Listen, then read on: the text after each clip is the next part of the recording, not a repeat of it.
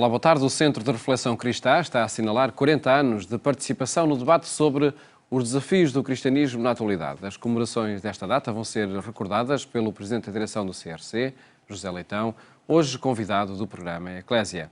Primeiro mostramos notícias da atualidade religiosa. Em África, o Papa falou dos debates sobre o ambiente que decorrem em Paris. Francisco voltou a manifestar a sua preocupação com o eventual falhanço da Cimeira do Clima. O Papa afirmou que um eventual falhanço na Conferência de Paris sobre as alterações climáticas seria catastrófico para a humanidade. Falando no escritório das Nações Unidas na capital do Quênia, perante o diretor do Programa da ONU para o Meio Ambiente e centenas de outros convidados, Francisco pediu um acordo global para promover a redução da pobreza, a redução do impacto das alterações climáticas e o respeito pela dignidade humana. O Papa sustentou que a COP21 é um passo importante no processo de desenvolvimento de um novo sistema energético que dependa, no mínimo possível, dos combustíveis fósseis e refere que as mudanças climáticas são um problema global com graves implicações, constituindo atualmente um dos principais desafios para a humanidade. A primeira viagem do Papa à África terminou na República Centro-Africana, país martirizado pela guerra. Mensagens e gestos pela paz e o perdão marcaram a visita de Francisco a 3 países. De África para o mundo, Francisco fez história na República Centro-Africana ao abrir pela primeira vez a Porta Santa de um jubileu fora de Roma. O Ano Santo da Misericórdia começou assim a ser vivido por quem mais precisa dela para travar a espiral da vingança e da violência.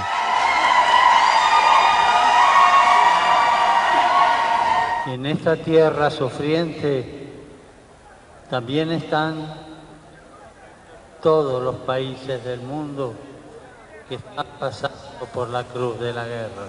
Bangui deviene la capitale spirituale della preghiera per la misericordia del Padre. Per Bangui, per tutta la Repubblica Centroafricana e per tutto il mondo, i paesi che soffrono la guerra, chiediamo la pace e tutti insieme chiediamo amore e pace, tutti insieme. Doye Siriri. Pouco depois de chegar a Bangui, Francisco mergulhou no entusiasmo das crianças e das centenas de pessoas que estavam à sua espera, algumas ainda incrédulas, no campo de refugiados da paróquia de São Salvador. A todos, o Papa pediu que sejam capazes de perdoar e promover a fraternidade. Io vi auguro a voi e a tutti i centroafricani la pace, Siriri. una grande pace tra voi. Kota Siriri na Pupuchala. Che voi possiate Ala Lingbi. vivere in pace Tiduchina Yachi Siriri. qualsiasi sia l'etnia, Atambara Chala Ikindendende. la cultura, Dutingotra Nachi Kodrondendende. la religione, Zapasola Kisambela Ikinde. lo stato sociale, Dutingotala Nachi Siwa. ma tutti in pace, tutti, Zokwe Nachi Siriri. perché tutti siamo fratelli. O último dia de viagem começou na Mesquita Central de Bangui, capital da República Centro-Africana, onde o Papa disse que cristãos e muçulmanos devem rejeitar qualquer ato de violência com justificação religiosa. Juntos, digamos não ao ódio, à vingança, à violência, pediu. Mais tarde, Francisco deixou um apelo ao diálogo e ao perdão na última intervenção pública da sua viagem à África, acompanhada por dezenas de milhares de pessoas num clima de festa. Per il coraggio che mette nelle nostre anime di voler creare dei legami di amicizia, di dialogare con chi non è come noi, di perdonare chi ci ha fatto del male, di impegnarci nella costruzione di una società più giusta e fraterna, dove nessuno è abbandonato.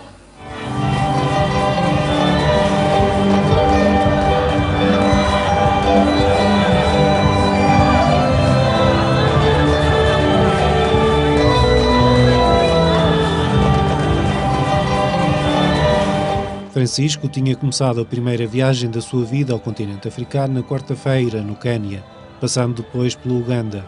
Neste país, o Papa centrou as suas intervenções na herança deixada pelos mártires cristãos que foram perseguidos e mortos em finais do século XIX e no compromisso social junto dos mais desfavorecidos que deriva da vivência da fé. A Diocese de Angra acolheu Dom João Lavrador como bispo coadjutor. Ao chegar, quer valorizar a riqueza da experiência cristã dos Açores e inteirar-se da cultura e das tradições religiosas do arquipélago. Primeiro foi um ato formal. Dom João Lavrador tomou posse como bispo coadjuntor de Angra diante do Colégio de Consultores, um grupo de sacerdotes que aconselha ao bispo diocesano e que testemunhou o início de uma missão indicada pelo Papa Francisco. A bula de nomeação foi lida pelo núncio apostólico, lembrando os pedidos insistentes do atual bispo diocesano.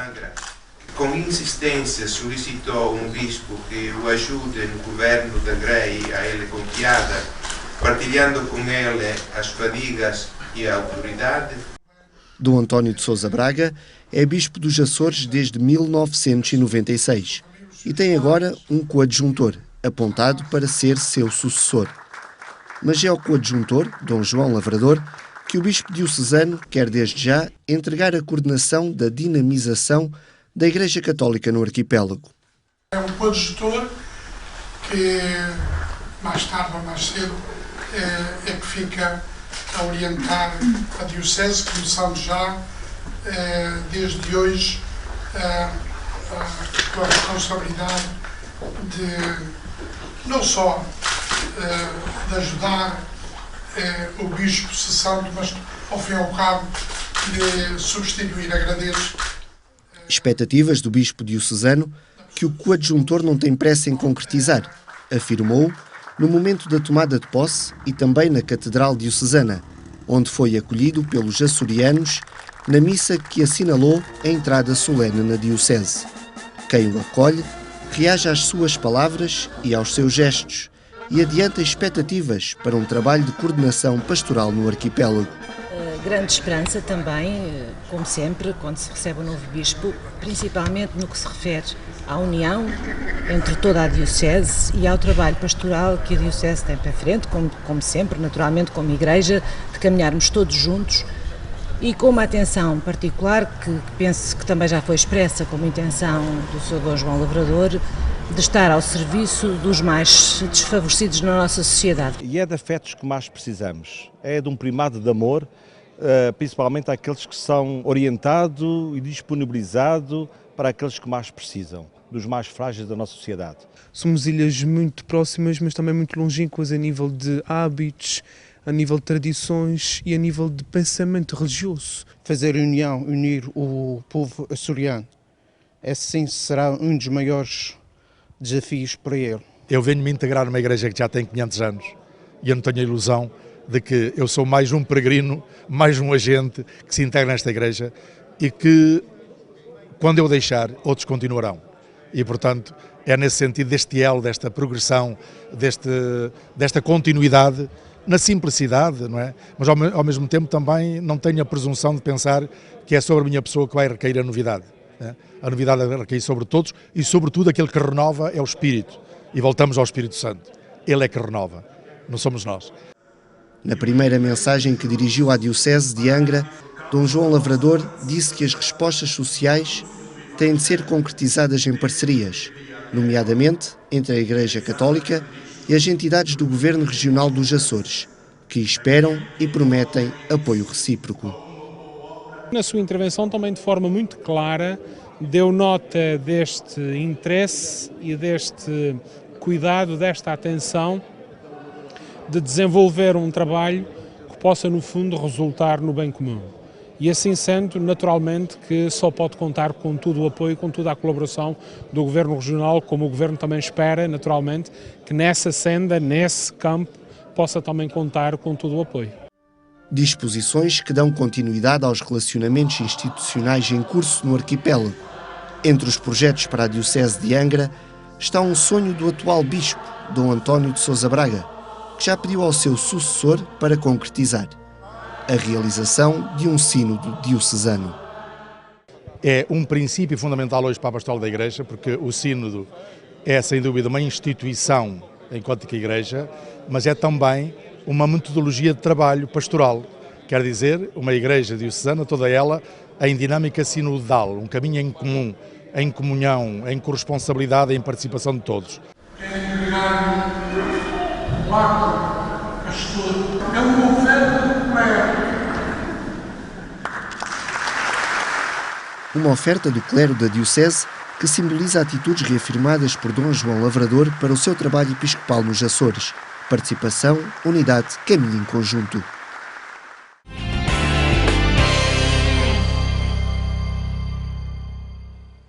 Em agência.eclésia.pt encontra estas e outras notícias em atualização permanente.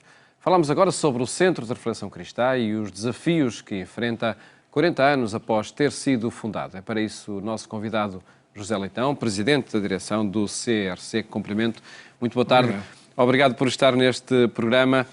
40 anos, atento aos sinais dos tempos, foi esse o objetivo do CRC ao ser fundado? É esse o objetivo nos dias de hoje? Eu penso que é uma forma de resumir bem a preocupação do Centro.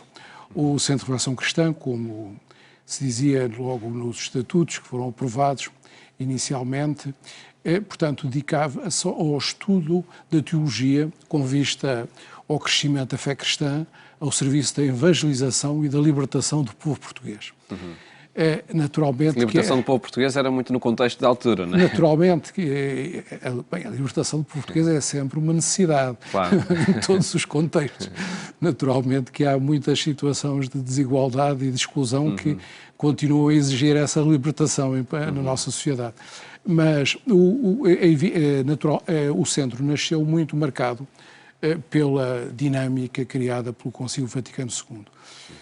E é por isso natural que mesmo, e não é por acaso, quando se falava, portanto, na evangelização e na libertação do povo português, havia aqui uma preocupação com uma leitura do que era a sociedade portuguesa e uma preocupação com uma evangelização que fosse libertadora.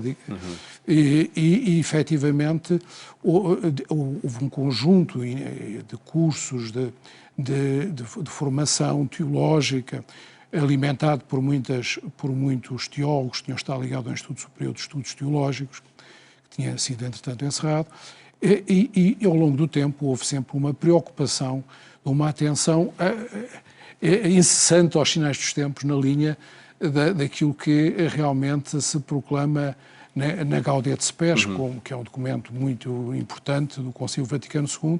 Que agora foi reeditado pelo CRC. Nós reeditámos já em 2011, mas ainda temos exemplares disponíveis, é uma boa leitura para o Natal.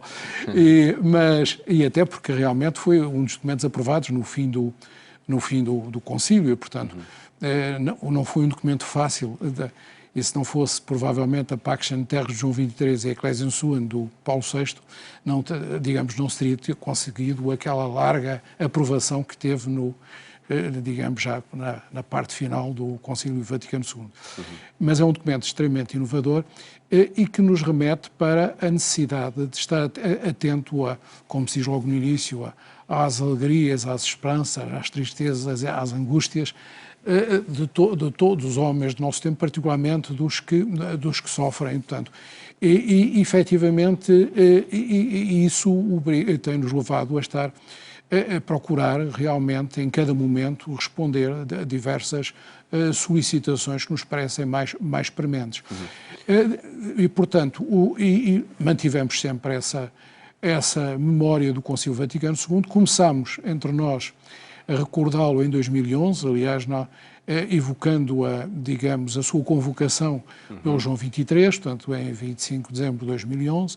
Mantivemos iniciativas, fizemos umas conferências de maio depois, sobre portanto, o Concílio e a necessidade, o que é a sua atualidade, portanto, e a necessidade de prolongar essa dinâmica. Constituímos um grupo de trabalho em 2013 com o Alfredo Teixeira, fizemos mesmo as conferências deste ano foram ainda marcadas, sobre o povo de Deus, povo de muitos rostos, foram muito marcadas também pelo Concílio, e com isso muita gente... Estão publicadas nesta revista, não é?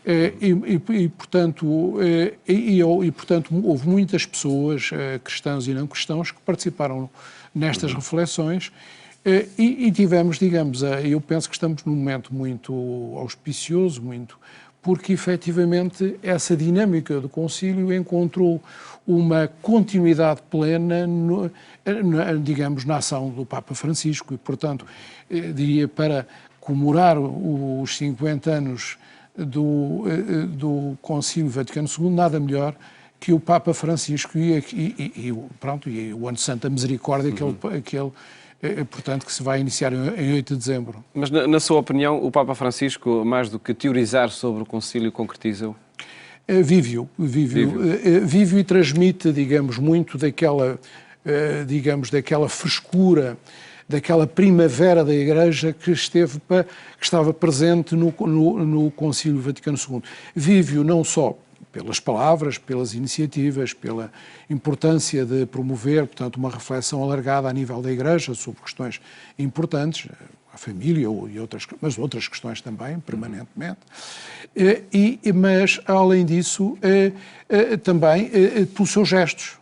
Os seus gestos desde o início do seu pontificado, desde aquele primeiro lava-pés até à maneira como efetivamente, como se tem muito antes do drama dos refugiados atual na Europa, esteve em Lampedusa, como efetivamente está sempre atento às pessoas e às suas angústias e às suas necessidades de uma palavra libertadora. O Centro de Reflexão Cristã é um ambiente de análise, de debate essencialmente laical?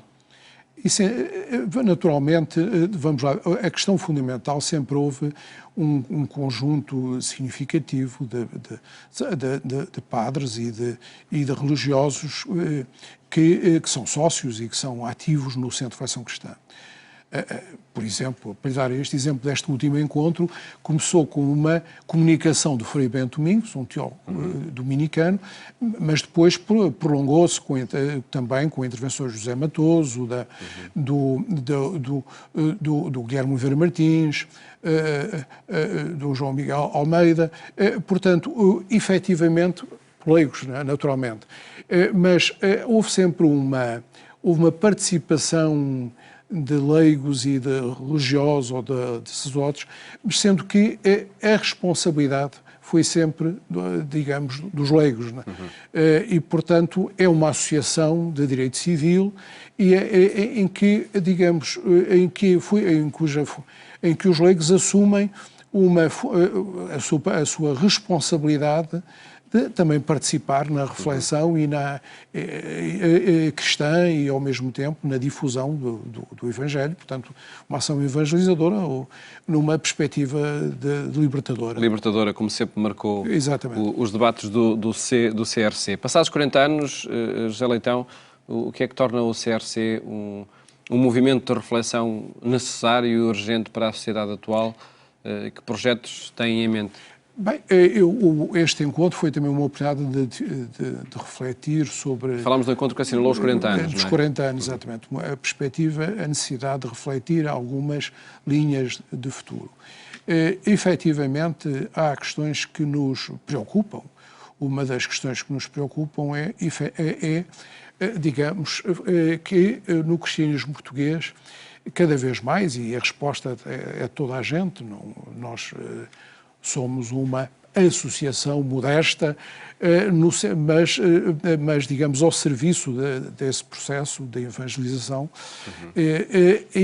digamos, mas é uma tarefa de todas as comunidades e toda a Igreja portuguesa, mas preocupa-nos a falta de uma resposta que permita que os jovens passem para a idade adulta e passem para as diferentes etapas da vida, tendo uma iniciação com alguma solidez e, portanto, eu penso que é um problema, digamos, estrutural do nosso catolicismo.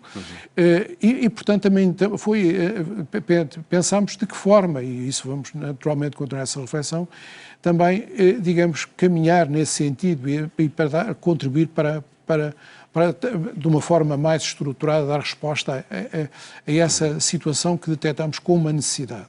Por outro lado, há áreas que nós temos praticado e algumas pioneiras e que continuam a ser extremamente importantes. Nós fomos pioneiros no diálogo interreligioso. Os primeiros debates entre cristãos, católicos, muçulmanos e judeus foram promovidos por nós já há muitos anos. E, portanto, é uma área que nos continua a parecer extremamente importante digamos, de prolongar, porque a sociedade é cada vez mais diversa em termos religiosos e se as religiões não forem parte da solução, continuam a ser parte do problema e, portanto, temos que, efetivamente, contribuir ativamente para o respeito, para o conhecimento, para o diálogo, para a colaboração entre todas as religiões. Por outro lado, há desafios permanentemente novos nas áreas da cultura, da ciência, em que, efetivamente, temos que estar presentes e, portanto, são, digamos, algumas linhas, assim, daquelas que surgiram na reflexão e que iremos tentar responder de uma forma mais articulada. E que vão marcar, por certo, os debates propostos a toda a sociedade pelo Centro de Reflexão Cristã. Dr. José Leitão, muito obrigado por ter estado aqui. Felicidades para este Centro de Reflexão em torno dos sinais dos tempos e da experiência cristã nos tempos atuais. O programa Eclésia mais logo faz-lhe companhia na rádio, na Antena 1, quando forem 22h45. Votos de boa tarde. Até amanhã, se Deus quiser.